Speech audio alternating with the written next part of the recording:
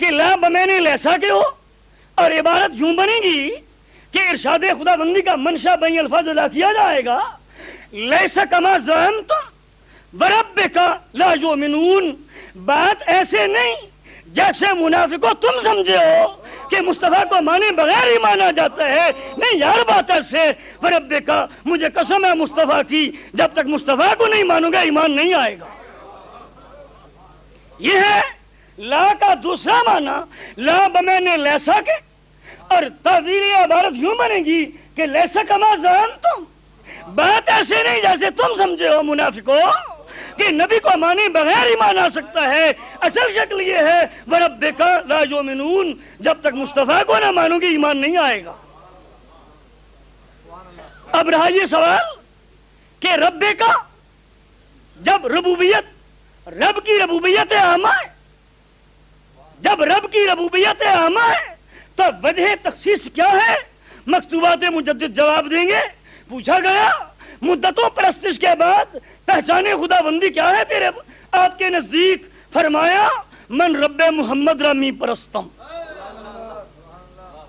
پوچھا گیا کہ مدتوں پرستش کے بعد تمہارے پاس کیا ہے معرفت باری؟ فرمایا من رب محمد رامی پرستم، میں اتنا ہی سمجھتا ہوں اور اسی کو خدا سمجھتا ہوں جسے مصطفیٰ نے کہہ دیا ہے۔ تعداد بڑی ہے قرآن مجید کے اندر، پہلے پارے کے 14 رکوع میں کیا عرض کر رہا تھا؟ فرمایا قسم ہے تیرے پروردگار کی کہ لا یؤمنون حتی یحکموک، کہ وہ لوگ ایمان نہیں لا سکتے، مومن شمار نہیں ہو سکتے، کبھی بھی دوام استمرار کبھی بھی نہیں شمار کیے جائیں گے علم الہی اور قانون الہی میں، حتی یحکموک، جب تک کہ وہ مصطفیٰ کو حاکم متصرف نہ مانے۔ جب حاکمیت مصطفیٰ تسلیم کی جائے، جب حاکمیت مصطفیٰ تسلیم کی جائے تو معنی یہ بنے گا کہ قول مصطفیٰ بھی معتبر ہے، خبر مصطفیٰ بھی معتبر ہے، انشاء مصطفیٰ بھی معتبر ہے، جس کا معنی یہ بنے گا کہ امام الانبیاء کی ہر بات نہ صرف یہ کہ قابل عمل بلکہ واجب العمل گردانی جائے گی۔ بیدار باش، اب جب یہ کہا گیا کہ امام الانبیاء کی ہر بات واجب العمل ہے تو اس سے معنی ثابت ہوگا عصمت مصطفیٰ کا، اس یحکموک سے مدعا ثابت ہوگا عصمت مصطفیٰ کا، اور عصمت مصطفیٰ پر کلمہ پڑھنے والوں نے جو 4 اعتراضات کیے ہیں ان میں سے ایک آج نقل کروں گا۔ انہوں نے کہا کہ اگر نبی کا ہر قول خواہ وہ کس میں خبر ہو یا انشاء ہو، اگر وہ واجب العمل ہے اور قابل مواخذہ نہیں ہے تو پھر کیا وجہ ہے؟ پروردگار عالم نے فرمایا لما تحرم ما احل اللہ لک۔ ان 4 میں سے ایک ہی ہے، 3 اور ہیں۔ ایک سوال ہے کہ لما تحرم ما احل اللہ لک، کہ جو چیز اللہ نے آپ کے لیے حلال کی آپ اسے کیوں حرام سمجھتے؟ یہ معنی اردو میں تقریباً ناتمام ہے، اس لیے کہ اگر یہ معنی لیا جائے شہرباش، اگر یہ معنی لیا جائے کہ تحرم بمعنی حرمت ہے تو تحلیل بمعنی ہل آئے گی۔ حرمت نام ہے ترجیح عدم جواز کو اور ہل نام ہے ترجیح جواز کو، تو لازم آئے گا کہ امور متضادہ یعنی ترجیح متضادین جمع ہو جائے کہ وہی چیز حلال ہو اور وہی حرام ہو، جبکہ اجتماع ترجیحین محالے آتی ہے تو معنی یہ بنے گا کہ تحرم کا معنی یہ ناکافی اور ناتمام ہے۔ اگر تحرم کا معنی یہ ناجائز ہے یا ممتنع ہے اور غلط ہے تو پھر بات راضی کی قابل غور ہو جائے گی۔ اس نے کہا بڑی اچھی بات کہی ہے، اس نے کہا یہاں تحرمو بمعنی تمتنعو کے، تحرمو بمعنی تمتنعو، اور اس کا مکمل معنی ہے امتناع عن الانتفاع، جس کا معنی یہ ہے کہ جو چیز اللہ نے آپ کے لیے حلال کی ہے آپ اسے استعمال کیوں نہیں فرماتے؟ لہذا لیما تحرم پر تنقید بشکل عتاب غلط ہے، بلکہ معنی یہ ہے یہ تو محبوبیت مصطفیٰ کا ایک حسین انداز ہے۔ فرمایا لیما تمتنعو، ہم انفاق ہی ما احل اللہ لک، اے محبوب جو چیز ہم نے تمہارے لیے حلال کر دی ہے آپ اسے استعمال کیوں نہیں فرماتے؟ لہذا تحرم کا معنی ہے امتناع عن الانتفاع۔ اگر یہ کہا جائے کہ تحرم بمعنی امتناع کے کیوں آیا، تو پھر اس کا جواب عرض کروں گا کہ وَلَا أُصَلِّبَنَّكُمْ فِي جَذُوِ النَّخْلِ، فی بمعنی علی کیوں آیا؟ شرمیت۔ اگر یہ کہا جائے کہ تحرم بمعنی امتناع کیوں آیا، تو مجھے یہ پوچھنے کا حق پہنچتا ہے کہ وَلَا أُصَلِّبَنَّكُمْ فِي جَذُوِ النَّخْلِ یہاں فی بمعنی علی کیوں آیا؟ اس لیے یہ علم آیا کہ امام الانبیاء علیہ السلام کی عصمت بدرجہ اتم، اور کوئی نقص وارد نہیں ہو سکتا عصمت مصطفیٰ پر، جس میں سے ایک یہ موقع تھا جس کا معنی میں نے انترا کے معنی میں راضی سے لے کر جواب عرض کیا ہے، یہ ہے اس میں سے ایک سوال۔ اب رہا یہ سوال کہ تریدون عرض الدنیا واللہ یرید الآخرہ سے اگر اعتراض کیا جائے تو جواب آئے گا فَإِمَّا مَنًّا بَعْدُ وَإِمَّا فِدَاءً۔ اگر سوال ہے ختم کہ عَفَا اللَّهُ عَنْكَ لِمَا أَذِنْتَ لَهُمْ سے سوال ہے تو جواب آئے گا فَأْذِن لِمَا شِئْتَ مِنْهُمْ۔ لِمَا أَذِنْتَ کا کیا معنی ہے کہ تم لِمَا أَذِنْتَ پر اعتراض کرتے ہو کہ نبی تو نے کیوں اجازت دی؟ میں خدا سے پوچھوں گا فَأْذِن لِمَا شِئْتَ کس لیے تھا؟ اس لیے یہ غلط ہے، لِمَا أَذِنْتَ پر سوال نہیں آئے گا، اس لیے کہ فَأْذِن لِمَا شِئْتَ پہلے موجود ہے۔ اگر ترجمہ آسان کر دیا جائے تو کیا بھلی بات ہوگی؟ اللہ نے لِمَا أَذِنْتَ سے پہلے فرمایا عَفَا اللَّهُ عَنْهُمْ، خبردار جو کوئی بولے میں نے معاف کر دیا ہے۔ کیا حسین انداز ہے، ابھی کوئی نہ بولا، لِمَا أَذِنْتَ کوئی نہ بولا، اس کے بولنے سے پہلے ہی اللہ نے منہ پر ٹھپا لگایا عَفَا اللَّهُ عَنْهُمْ، جب میں نے معاف کر دیا خبردار۔ کیوں بولتے ہو آگے؟ لِمَا أَذِنْتَ عَفَا اللَّهُ کے بعد آیا ہے نا یار، اس لیے اگر لِمَا أَذِنْتَ پر تیری نظر پہنچی تو عَفَا اللَّهُ پر نظر کیوں نہ پہنچی؟ اس لیے عَفَا اللَّهُ عَنْكَ لِمَا أَذِنْتَ لَهُمْ کا جواب ہے فَأْذِن لِمَا شِئْتَ، اور تُرِيدُونَ عَرَضَ الدُّنْيَا کا جواب ہے فَإِمَّا مَنًّا بَعْدُ وَإِمَّا فِدَاءً، اور لِمَا تُحَرِّمُ کا جناب ہے لِمَا تَمْتَنِعُ عَنْ إِنفَاقِهِ مَا أَحَلَّ اللَّهُ لَكَ۔ ایک اعتراض باقی ہے، وہ اگلی نشست کے لیے وَمَا عَلَيْنَا إِلَّا الْبَلَاغُ۔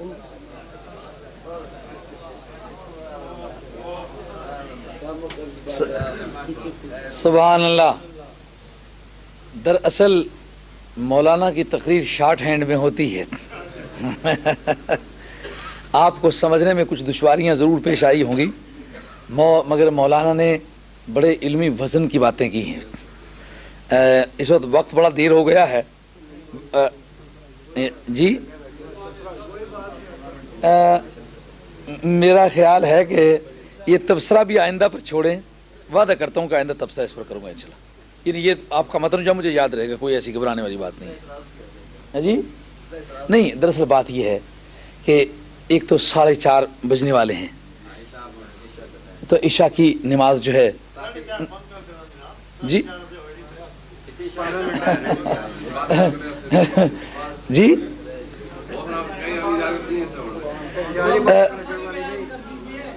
نہیں، میں چند باتیں عرض کر دیتا ہوں، چند باتیں عرض کرتا ہوں، تو باقی پھر ادھر سمجھ لیجئے جی۔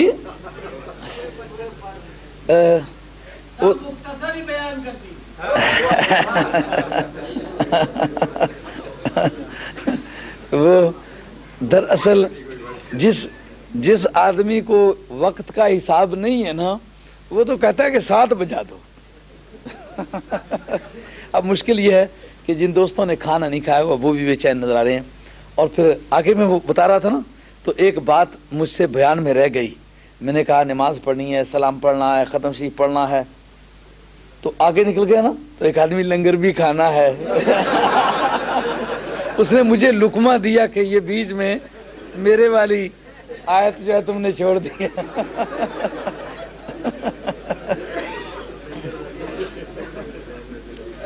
دراصل بات یہ ہے کہ قرآن عظیم نے سرکار تاجدار مدینہ علیہ الصلوۃ والسلام کی عزت و عظمت کو مختلف پیرایوں میں بیان کیا ہے۔ اس میں ایک بات سرکار کی حکومت کی ہے اور یوں فرمانا کہ فلا وربک، اس پر علم ناو جس کے موجد جناب حیدر کرار ہے. علم ناو جس کو ایٹیمالوجی کہتے ہیں نا انگریزی میں، انالیسس جو کہتے ہیں وہ غلطی ہے. انالیسس بنے ہوئے لفظوں کو ادھیڑنے کا نام ہے. بنے ہوئے بکھرے ہوئے لفظوں کو جوڑنے کے لیے جو استعمال ہوتا ہے اس کا بنیادی طور پر نام ہے علم ناو. اسی لیے جو اس میں کرتے ہیں ہم لوگ اس کو نام ترکیب رکھتے ہیں. دیکھیے ہم نے اس کا نام ترکیب رکھا ہے، تو یہ اس کے ادھیڑنے کو ترکیب کہتے ہیں. علم ناو وہ علم ہے جو بکھرے ہوئے لفظوں کو آپس میں جوڑنے کا ضابطہ فراہم کرتا ہے. اس پر ناویوں کے چند اقوال نقل کیے ہیں. فلا وربک، لا کے بارے میں ناویوں کا ایک مسلک یہ ہے کہ لا زائدہ ہے اور قسم کے اول میں برائے تاکید قسم آتا ہے. ایک مولانا نے یہ بیان کیا. اور دوسرا مسلک ہے لیسا کے معنی میں آتا ہے.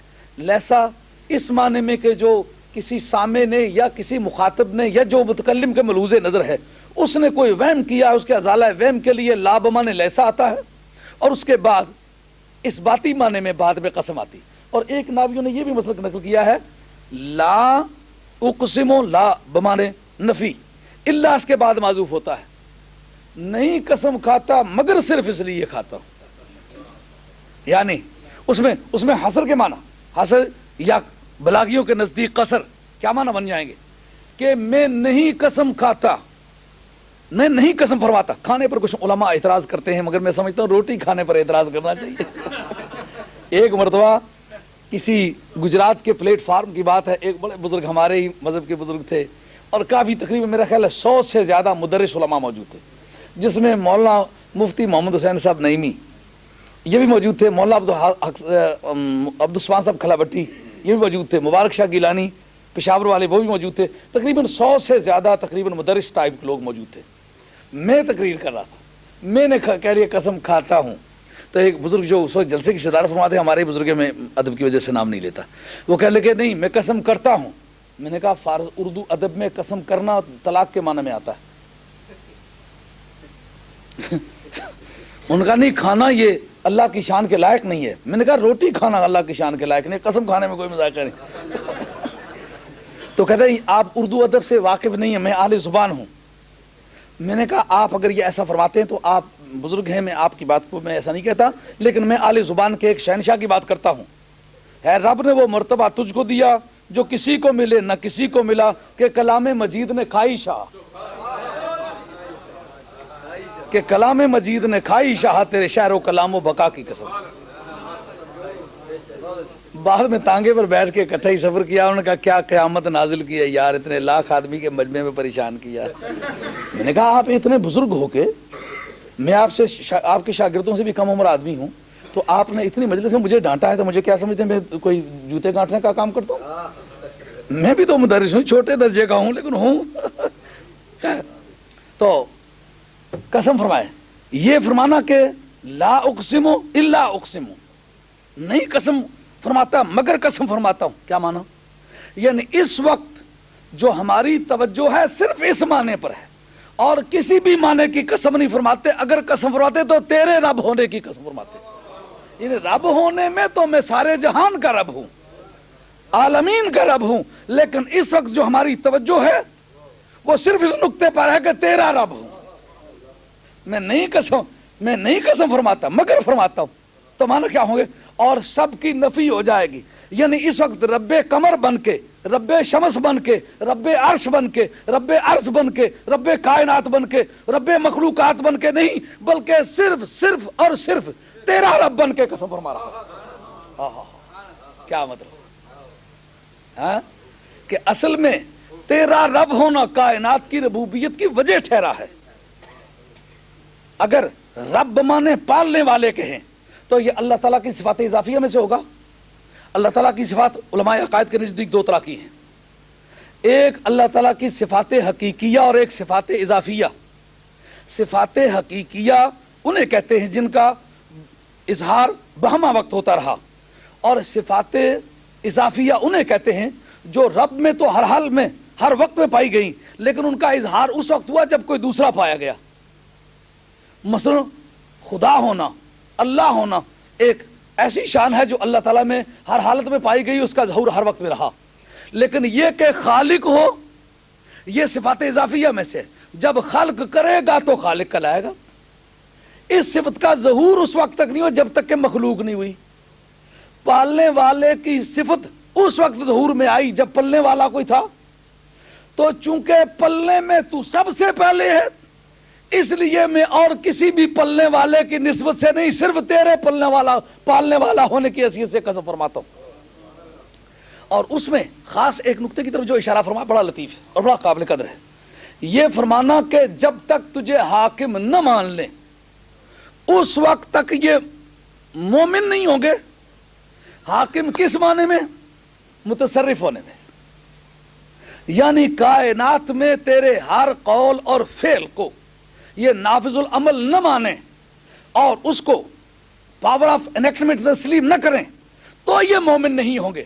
اب اگر قانون کی یہ تعریف ہے کہ قانون ہر عیب اور ہر سقم سے پاک ہو اور وہ قانون ایسی بنیاد ہو کہ جس پر زندگی کی تعمیر کی جائے تو وہ بے عیب ہو، اگر یہ قانون کی بنیاد ہے تو پھر قانون کی بنیاد میں آپ کی ذات کر فرما ہے، یعنی کوئی کام کرنا ہے یا کوئی چھوڑنا ہے تو اس کی بنیاد آپ ہے. تو آپ کا ہر قول اور ہر فعل خطا سے پاک تسلیم نہ ہو تو وہ بنائے قانون نہیں ہو سکتا.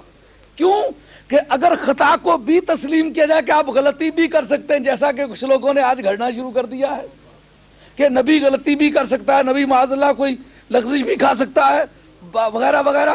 اگر اس طرح کے احکام ذات مصطفیٰ میں ممکن تسلیم کر لیے جائیں، اس کا نقصان یہ ہوتا ہے کہ غلطی بھی اسی وقت پائی جائے اور اسی وقت وہ بنائے قانون بھی تسلیم ہو.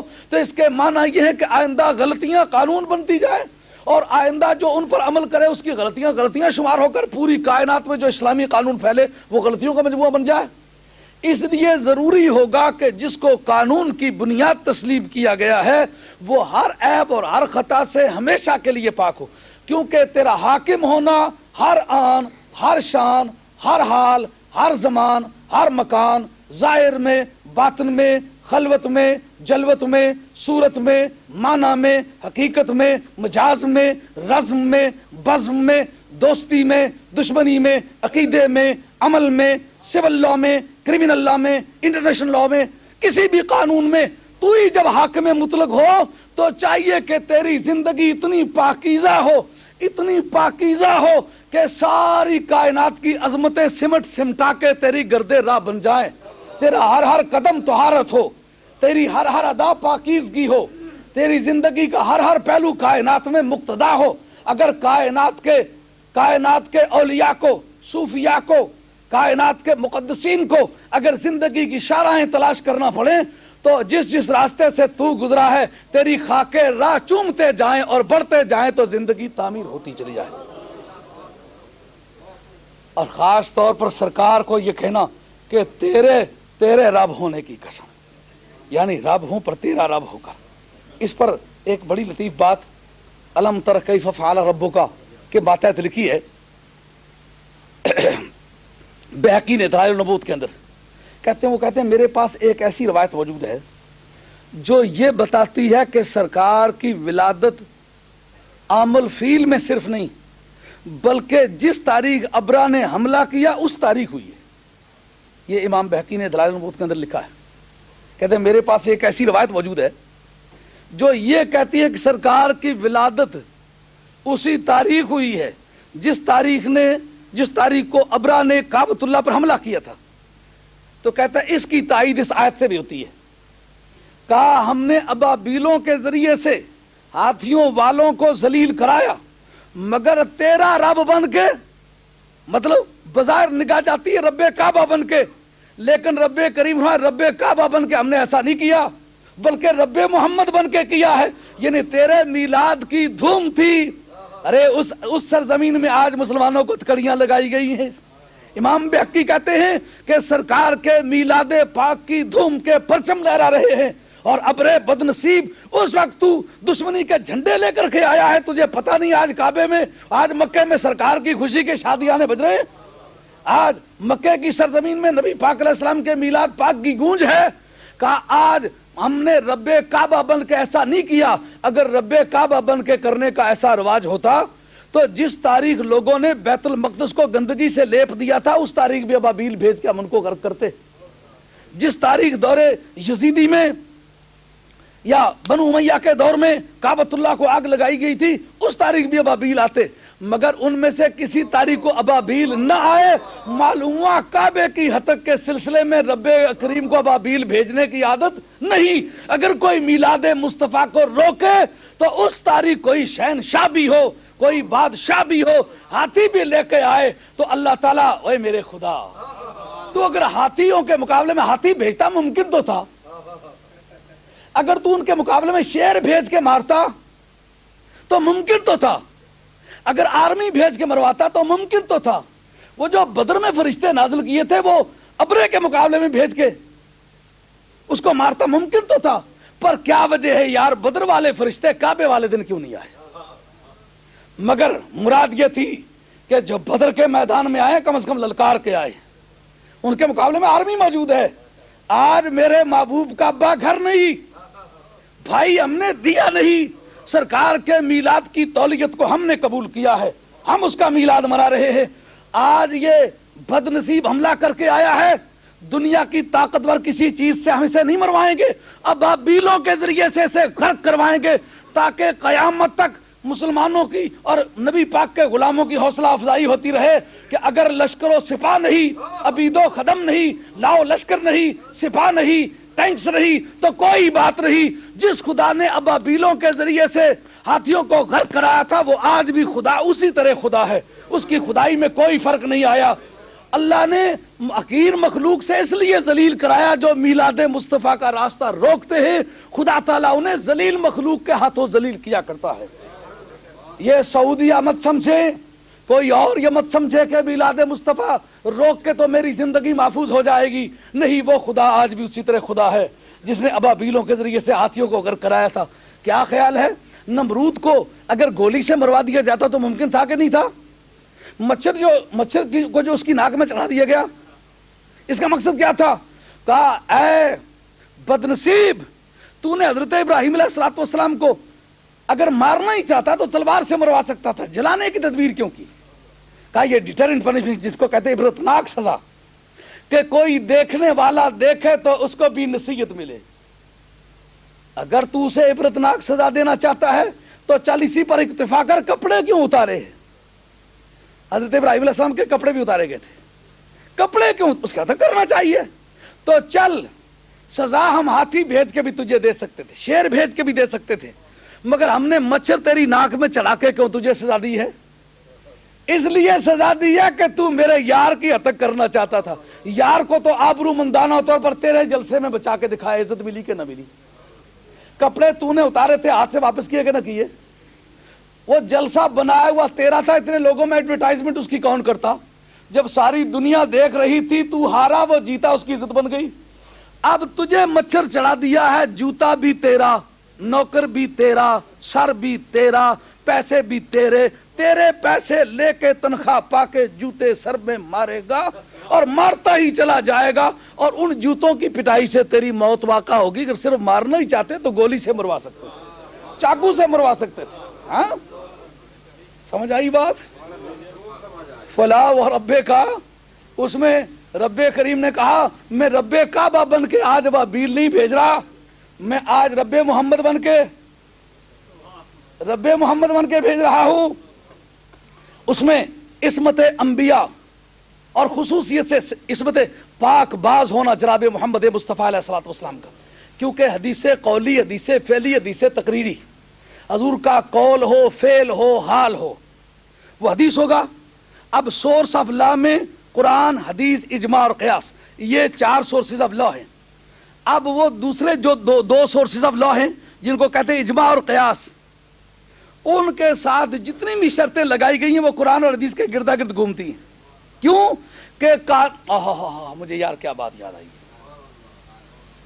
گجرات کے सर्विस के कंपाउंड में, जिसमें वो एक आदमी हमारे हाथ लगा था जो कल तक लाख लाख रुपया उनको चंदा देता था, और याद है वो कोई भी था, तो वो मुझे कहने लगा आज मांगिए कुछ, जो कुछ मुझे मांगते हैं मैं आपकी खिदमत करूंगा। मैंने कहा मैं खुदा से मांगने वाला आदमी हूँ, आप मेरी कुछ हाजत नहीं पूरी कर सकते, अगर कर सकते हैं तो जिस दीन का मैं हामिल हूँ उस दीन की खिदमत कीजिए। बाद में फिर उन्होंने इस्तारतें की आपके जलसों की कि नहीं, वो उसी दिन का मारा हुआ था। बात क्या थी? मैंने कहा सहाबा की जात पर एतराज करना, उसकी बुनियाद क्या है कि आपके कानून में जो सोर्स ऑफ लॉ है, लेजिस्लेचर है, प्रेसिडेंट है, सोशल जस्टिस है, लेजिस्लेचर और प्रेसिडेंट, कस्टम और सोशल जस्टिस और कस्टम, लेजिस्लेचर और प्रेसिडेंट, यानी अदालती नज़ायर 1, मुआशी इंसाफ 2 और कानून साज इदारे 3 और कानून रिवाज 4 और प्रोफेशनल ओपिनियन को कानून में शामिल करने की कोशिश की गई है लेकिन अभी तक शामिल नहीं हो सका। ये 4 सोर्सेज ऑफ लॉ हैं वर्ल्डली लॉ में, दुनियावी कानून में ये 4 सोर्सेज ऑफ लॉ है। लेकिन कानून कहता है कि ये तीनों इदारे जो हैं ये बहुत ही अच्छे हैं, इसलिए इनका बनाया हुआ कानून अच्छा है, हमारा उस पर इतराज है। कहते अदालती नज़ायर, यानी पहले जो अदालतों में फैसले हो चुके हुए हैं वो आइंदा बुनियादी कानून होंगे, हमारा उन पर इतराज है। कहते अदालतों में अदालतें बनाई हुई इंसानों की, चलाई हुई इंसानों की, बसाई हुई इंसानों की, वैसे इंसानों की, फैसले इंसानों के, इसमें इंसानी इंसानों से आकर तक है, इंसान किसी वक्त भी गर्ज से पाक नहीं हुआ, इंसान की तारीख इस बात की गवाह नहीं है। तो जब वो खुद गर्ज वाक़या हुआ है तो खुद गर्ज से ऐसा बेऐब इंसाफ मुमकिन ही नहीं। इसलिए चाहिए ये कि कानून बनाने वाला वो हो कि जिसकी अपनी जाती गर्ज इन्वॉल्व न होती हो। अच्छा जी, कानूनी रिवाज में सदियों से ताईद हासिल है, कानूनी रिवाज को लोगों की अप्रूवल हासिल है, तो वो भी बेऐब कानून है। हम कहते चूंकि इंसानों की मेजॉरिटी ने मिलकर के यजीद जैसे आदमी को हाकिम मान लिया था, फिरौन के सामने सजदे करने लग गए थे।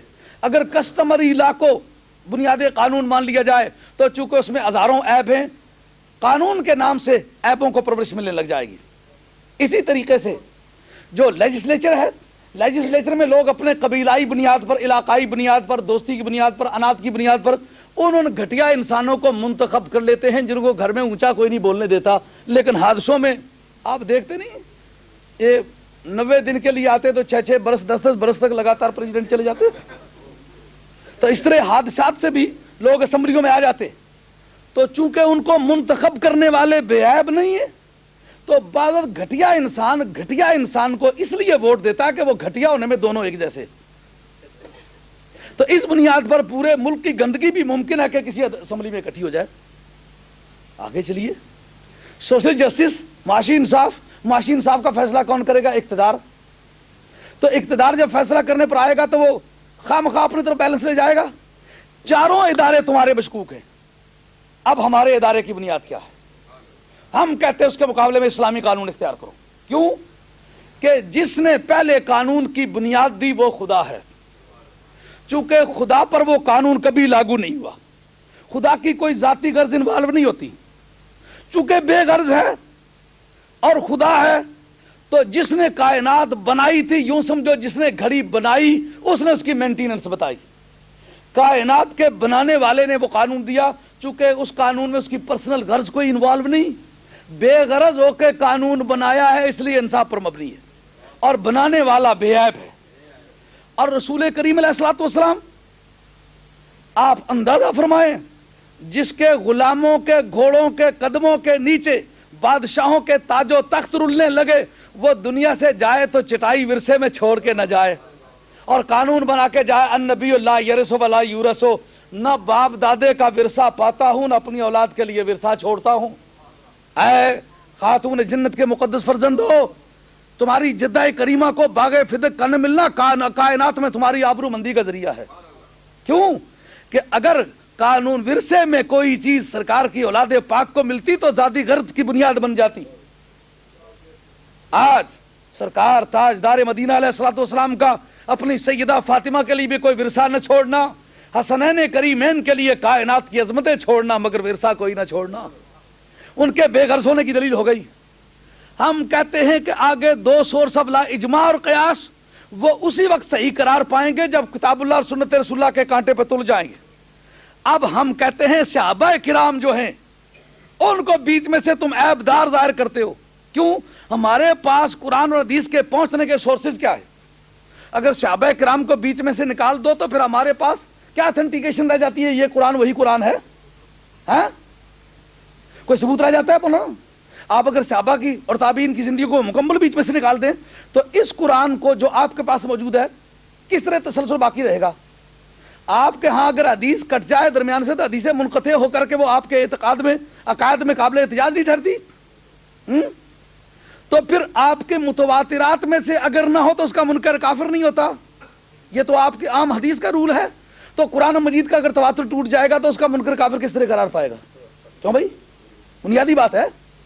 اگر قرآن مجید کا، یہ بات علماء کی بولی کی ہے، تواتر ٹوٹ جائے یعنی آپ سے لے کر کے نبی پاک علیہ الصلوۃ والسلام کے ہونٹوں تک درمیان میں کسی جگہ بھی ٹوٹتا نہیں، یہ پتہ چلتا اتنے ہزار آدمیوں نے اتنے ہزار آدمیوں کی زبان سے بتایا کہ یہ وہی قرآن ہے، اتنے لاکھ آدمیوں نے اتنے لاکھ آدمیوں کی زبانوں سے بتایا کہ یہ وہی قرآن۔ اب جس وقت کے کوئی آدمی صحابہ پر تنقید کرتا ہے تو تنقید کرنے سے کیا مراد ہوتی ہے؟ کہ جو مجروح کے ذریعے سے بیان ملے وہ مجروح ہو جاتا ہے نا۔ اگر ان سب کی زندگیاں مشکوک قرار پائیں تو مشکوک کے ذریعے سے ملنے والا نالج مشکوک ہو جاتا ہے نا۔ تو اگر وہ نالج مشکوک ہو جاتا ہے تو پھر آپ کے پاس اپنے قانون کی معصومیت کی دلیل کیا ہے؟ اب اس معنی میں یہ بات ماننا ہوگی کہ سرکار تاجدار مدینہ علیہ الصلوۃ والسلام کے غلام ہمارے اور سرکار کے درمیان رابطہ جوڑنے میں اسی طرح مدار علیہ ہیں جس طرح کے سرکار صحابہ میں اور خدا میں رابطہ قائم کرنے میں مدار علیہ۔ جو آدمی سرکار کو نکال کے خدا سے رابطہ قائم کرنا چاہتا ہے وہ اسی طرح نادان ہے جو صحابہ کو نکال کے سرکار سے رابطہ قائم کرنا چاہتا ہے۔ تو اب سرکار کی جو بے گناہی تھی، معصومیت تھی، وہ اصل میں بنا قانون بنی ہے۔ اگر سرکار دو عالم علیہ السلام کو کسی خطا کا مرتکب مان لیا جائے تو یہاں نبی پاک علیہ السلام کے حاکم کا علل اطلاق ہونا، بغیر کسی پابندی کے ہونا، یہ پھر اس معنی کا متضمن بن جاتا ہے کہ نبی پاک علیہ الصلوۃ والسلام میں کچھ غلطیاں پائی بھی جا سکتی تھی، اور اگر وہ پائی جا سکتی تھی تو سرکار کی ذات پاک بنا قانون بنی، تو وہ بنا قانون بنی جا کر قانون کے اندر غلطیاں لازم آ گئی۔ آج پوری کائنات میں اگر ہم کھڑے ہو کے کہیں کہ ہمارے قانون میں کوئی عیب نہیں تو پھر ہم اس بنیاد پر مجرم قرار پائیں گے کہ تم کہتے ہو کہ تمہارے قانون میں عیب نہیں، تم تو سرکار کی غلطیاں تسلیم کرتے ہو۔ ہم کہتے ہیں سرکار میں غلطیاں ماننے والا بے ایمان ہے۔ قرآن نے کہا فلا وربک لا یؤمنون حتی یحکموک فیما شجر بینہم، سرکار میں غلطیاں تسلیم کرے تو بے ایمان ہے، کیونکہ عصمت جو ہے وہ بنا قانون ہے۔ اگر ان کو معصوم نہ تسلیم کیا جائے تو ان کی زندگی کا ہر پہلو بنا قانون نہیں بن سکتا۔ جو مولانا نے اعتراضات نقل کیے ہیں کہ تم اس چیز کو حرام کیوں جانتے ہو جو اللہ نے حلال کی ہے، بڑا خوبصورت مولانا نے اس کے پہلو اور راضی نقل کیے ہیں۔ مگر یہ معنی اگر مان لیا جائے کہ جیسا بیٹا ہے تو وہ بکسا کھول کے پیسے نکالنے لگا تو وہاں یہی پوچھ لے کہ کیوں ایسا کرنے لگے، تو اس کا مطلب منع کرنا تو ہے ہی نہیں۔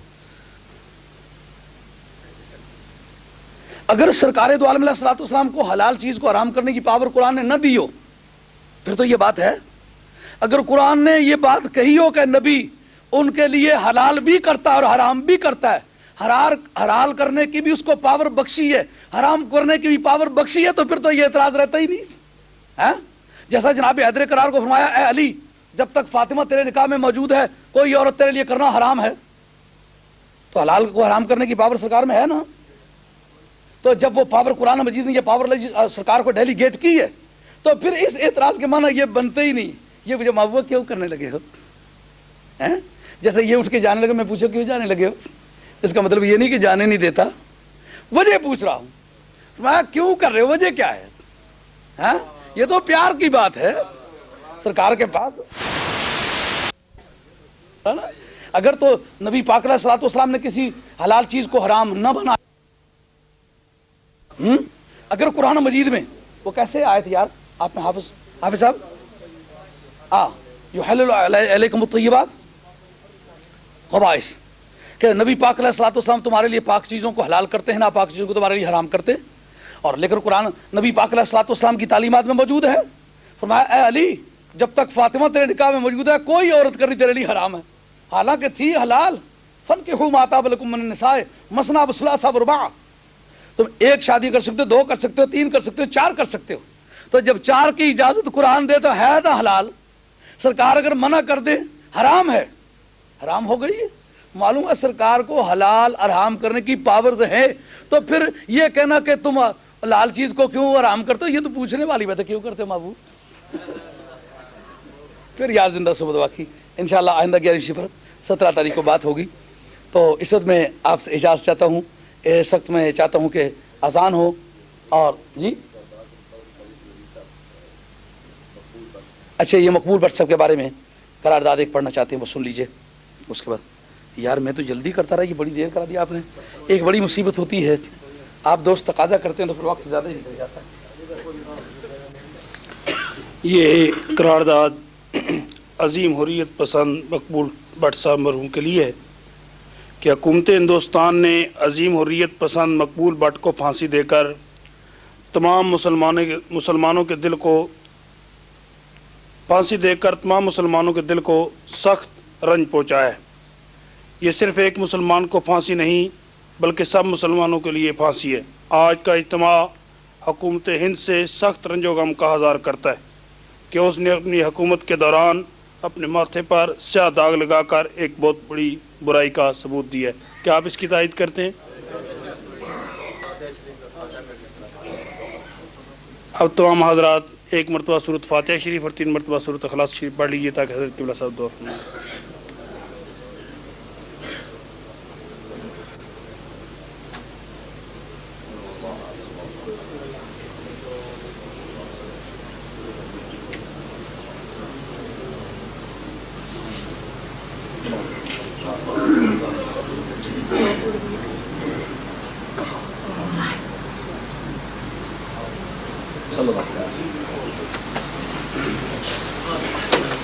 अब एक साथ ही अजान फरमाते हैं, तो अजान जाने रहमत पे लाखों सलाम, मुस्तफा जाने रहमत पे लाखों सलाम, शमाए बज़ में हिदायत पे लाखों सलाम, शमाए बज़ में हिदायत पे लाखों सलाम। जी सुहानी घड़ी चमका तैबा का चाँद, जी सुहानी घड़ी चमका तैबा का चाँद, उस दिल अफरोज़ साथ पे लाखों सलाम, मुस्तफा जाने रहमत पे लाखों सलाम, शमाए बज़ में हिदायत पे लाखों सलाम, शमाए बज़ में हिदायत पे लाखों सलाम। अल्लाह अल्लाह वो बचपने की पाबंद, अल्लाह अल्लाह वो बचपने की पाबंद, उस खुदा भाती सूरत पे लाखों सलाम, मुस्तफा जाने रहमत पे लाखों सलाम, शमाए बज़ में हिदायत पे लाखों सलाम, शमाए बज़ में हिदायत पे लाखों सलाम। जिसके माथे शफाअत का सहरा रहा, जिसके माथे शफाअत شفاعت کا سہرا رہا، جس کے ماتھے شفاعت کا سہرا رہا، اس جبین سعادت پہ لاکھوں سلام، مصطفیٰ جان رحمت پہ لاکھوں سلام، شمع بز میں ہدایت پہ لاکھوں سلام، شمع بز میں ہدایت پہ لاکھوں سلام، ختم باب نبوت پہ بے حد درود، ختم باب نبوت پہ بے حد درود، ختم دور رسالت پہ لاکھوں سلام، مصطفیٰ جان پائے بز میں ہدایت پہ لاکھوں سلام، میرے آقا کے پہلو میں لیٹے ہیں دو، میرے آقا کے پہلو میں لیٹے ہیں دو، میرے آقا کے پہلو میں لیٹے ہیں دو، ان کے عہد رفاقت پہ لاکھوں سلام، مصطفیٰ جان رحمت پہ لاکھوں سلام، شمع بز میں ہدایت پہ لاکھوں سلام، شمع بز میں ہدایت پہ لاکھوں سلام، اور جس نے منظارہ قبری کا معیدہ دیا، جس نے منظارہ قبری کا معیدہ دیا، جس نے منظارہ قبری کا معیدہ دیا، اس کی نورانی تربت پہ لاکھوں سلام، مصطفیٰ جان رحمت پہ لاکھوں سلام، شمع بز میں ہدایت پہ لاکھوں سلام، شمع بز میں ہدایت پہ لاکھوں سلام، ہم یہاں سے پکاریں وہاں وہ سنیں، ہم یہاں سے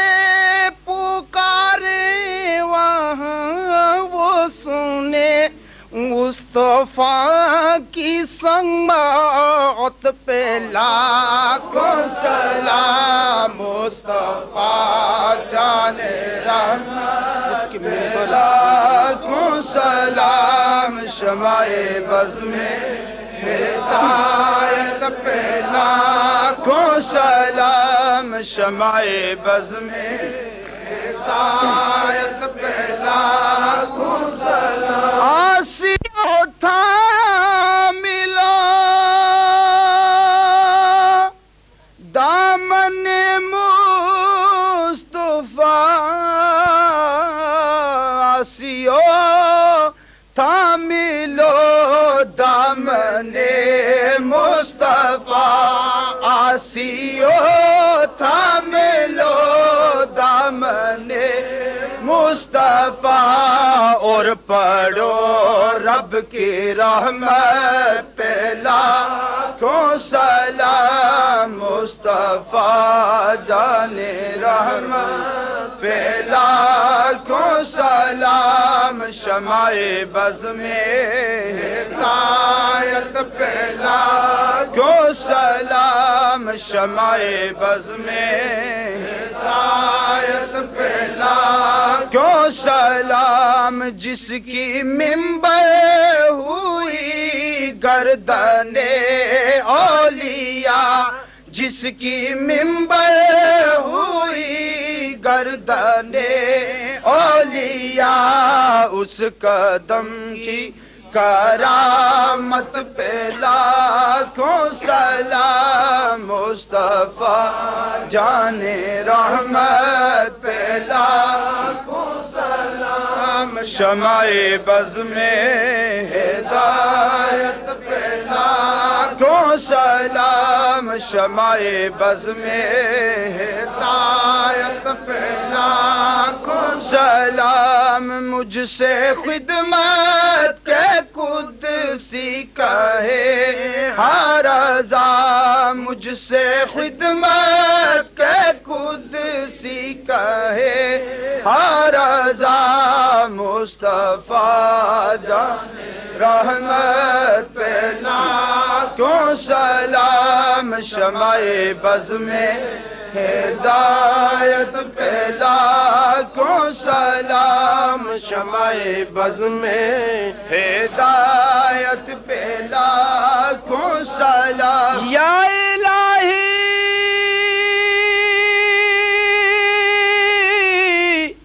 از پہ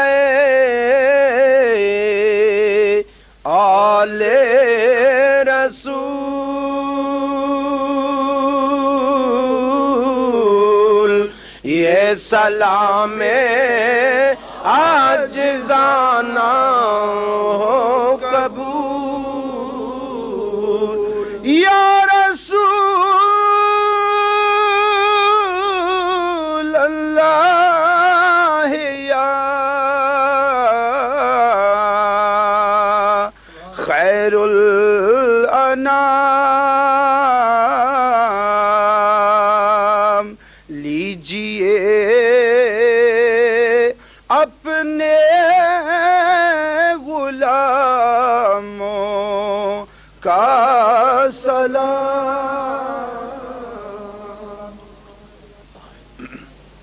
ایک تو حضرات آنے والے مہینے میں 17 تاریخ بروز ہفتہ 11 شریف تاریخ کی یاد رکھنی ہے۔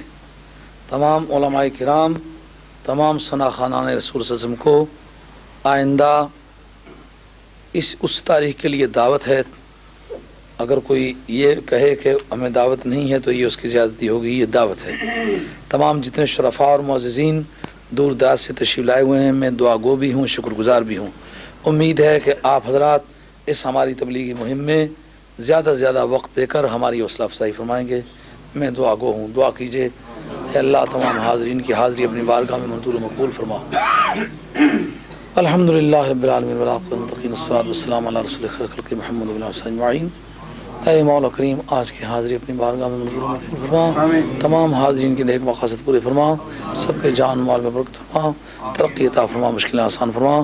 جنہوں نے آج تک ہماری مسجد، ہمارے مدرسے، ہمارے تبلیغ مشن میں ہمارا تعاون کیا ہے، مولا کریم کے جان مال اولاد ایمان خاندان حالات واقعات میں خیر برکت فرما، زمینی آسمانی بلیات و آفات سے محفوظ فرما، دن دگنی رات چگنی ترقی عطا فرما۔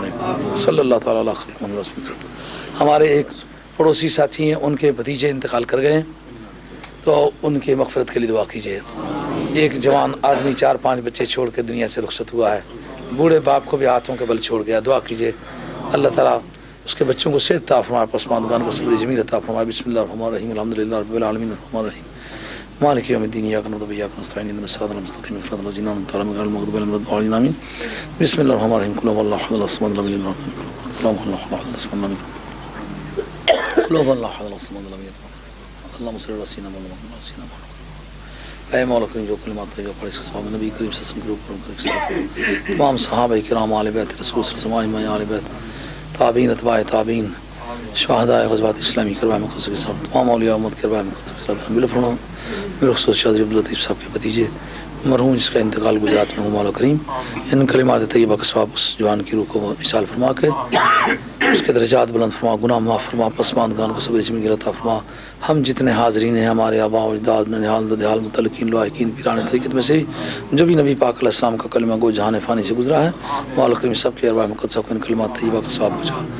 پرہیزگاروں کے درجات بلند فرما، گنہگاروں کے گناہ معاف فرما، صلی اللہ تعالیٰ علیہ محمد وسلم اجمعین۔ قاری سعید صاحب ہمارے ساتھی ہیں، ان کے والد صاحب کا انتقال ہو گیا، ہوئے دعا کیجیے۔ بسم اللہ الرحمن الرحیم، الحمد للہ رب العالمین،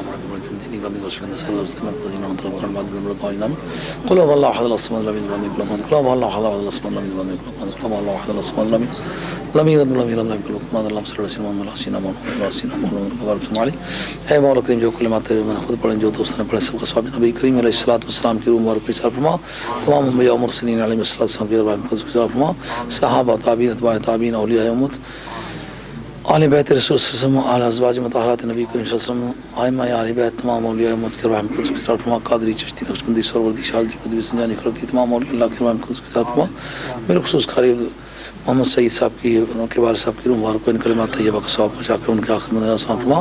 ہم جتنے حاضرین، ہمارے والدات، متعلقین، باقین، جو بھی نبی پاک علیہ السلام کا کلمہ جو جہاں فانی سب کے رحم قدس کی طرف فرما، صلی اللہ تعالیٰ علیہ خیر خلق محمد رسول اللہ۔